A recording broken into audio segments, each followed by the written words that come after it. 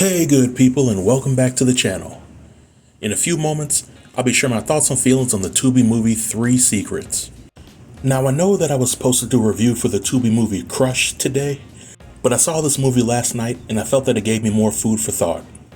But before I get into the review, if you like Tubi movies and you enjoy hearing commentary on some of the popular Tubi content and you like what I'm doing over here, then feel free to hit that subscribe button if you already haven't. So with that out of the way, let's jump right in. In my opinion, the Tubi movie 3 Secrets is a movie that not only has a hell of a lot more than 3 secrets in it, but it is a movie that it has a lot of moving parts to it. And in my opinion, sometimes the writing suffers in order for the movie to make all the moving parts connect. The movie 3 Secrets primarily follows the story of married couple Naomi and Isaiah. In the beginning of the movie, we learn that Naomi lost her baby and she's grieving the loss in her own special way. Naomi and Isaiah's marriage was already a little rocky before the pregnancy, but the loss of their baby really put a strain in their relationship, so much so that Isaiah was contemplating cheating on her. And this is because he wanted to scratch an itch without hurting Naomi in the process. So while cheating in the general sense is frowned upon, one could argue that Isaiah's desire to cheat with the purpose of not hurting the woman that he loved was the lesser of two evils. So it's at this point in the movie where several secrets are ultimately unveiled to us as a viewing audience and eventually exposed to the characters in the movie. I'll take a few minutes to discuss the top 5 secrets. Secret number 1, Isaiah and Naomi's boss Burna were plotting behind Naomi's back. From one man's perspective, it's pretty brazen for someone to allow their spouse's boss to come into their house or place of work and cross all sorts of boundaries while the spouse is within the same dwelling. You see, good people, Isaiah was a cop, but it was Burna that was doing the stopping and frisking of his body. Burna let Isaiah know that she liked him and she wanted him, so he could do things the easy way or the hard way.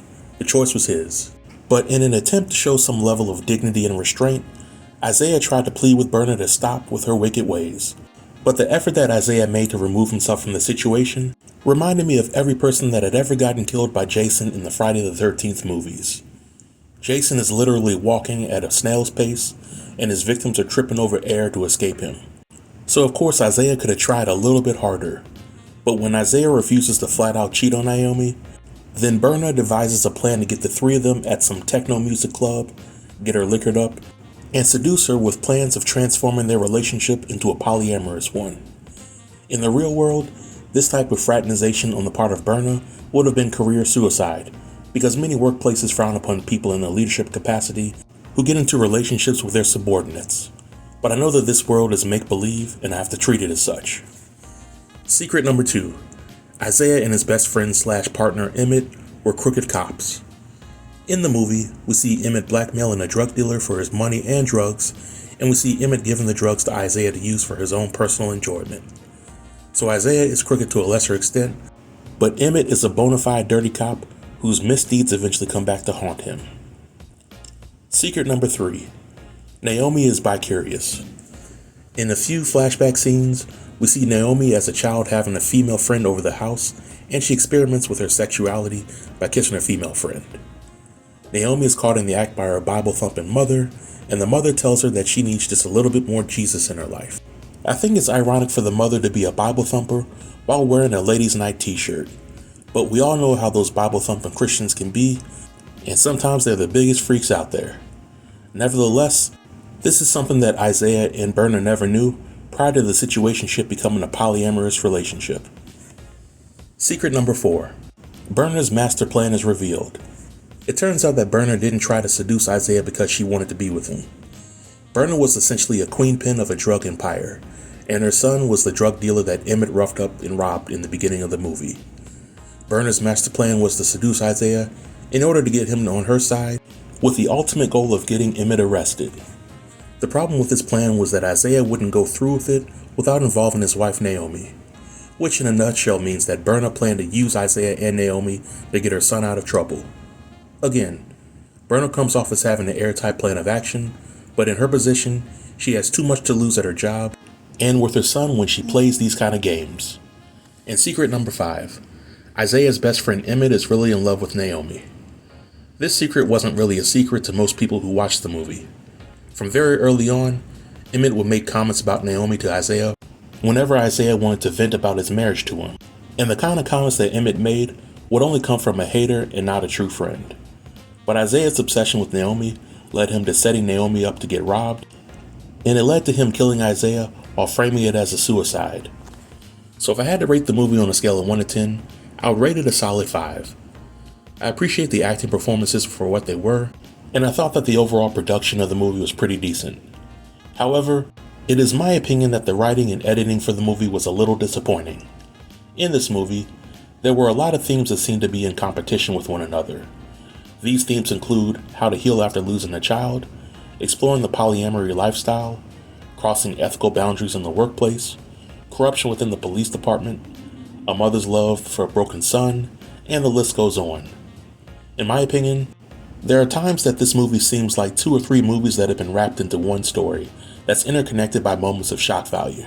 And some people may not have an issue with that. But for me, strong storytelling goes a long way. And since we're on the topic of storytelling, I wasn't a huge fan of the ending. Here we have Emmett, who just killed Isaiah and killed Naomi's co-worker after Naomi uncovered the truth about his role in Isaiah's death. Emmett then decides to tie Burna up while begging Naomi to love him. Naomi pleads for Burna to live if Naomi leaves with him. He agrees, and just as they are about to leave the house, Burna's son comes out of nowhere and tackles Emmett right before Naomi sends him to the upper room.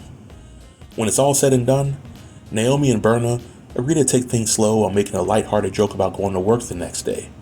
To me, this ending seemed a little bit rushed and unrealistic given the character development that had taken place. In my opinion, there's absolutely no reason why Emmett should have left Burna alive, and there's no reason why Burna's son would be standing right at the door waiting to be let in, just as Naomi and Emmett were about to leave. And after all the death and trauma that they just experienced in this ending, Naomi and Burna really didn't show any signs that they were impacted by it, and they were even making a joke about not going to work the next day. Their co-worker was just shot and taken out in the home at the same day, and there was really no grieving process for her. I know that this is a nitpick, but these little details are what separates a good movie from a great movie in my opinion. But moving on, I also had a minor issue with the time jumps in the movie. I think that time jumps can be an effective tool for storytelling when used sparingly or in a creative way. But in this movie, the time jumps were just used a little too much for my liking, and it made me want to desire a more linear story being told. And lastly, for a movie about the polyamory lifestyle, the sex scenes in it were definitely PG, and I've seen more captivating sex scenes in a soap opera. If you haven't heard any of my reviews already, then you already know how I feel about sex scenes in these Tubi movies. I believe that a movie can be great without them, but if you're going to use them, at least let it look believable. For example, how are 3 people who just finished getting some hot and heavy action wake up the next day in bed wearing pajamas like they did on The Cosby Show? Come on now. But all in all, I found some level of entertainment when watching the movie, and I would definitely recommend it to those out there who are looking for a movie with a high level of drama in it. Well, this is the end of the review. Feel free to leave all comments below in the comment section, and I'll be sure to reply to everybody. Until next time, stay tuned and stay safe. Peace.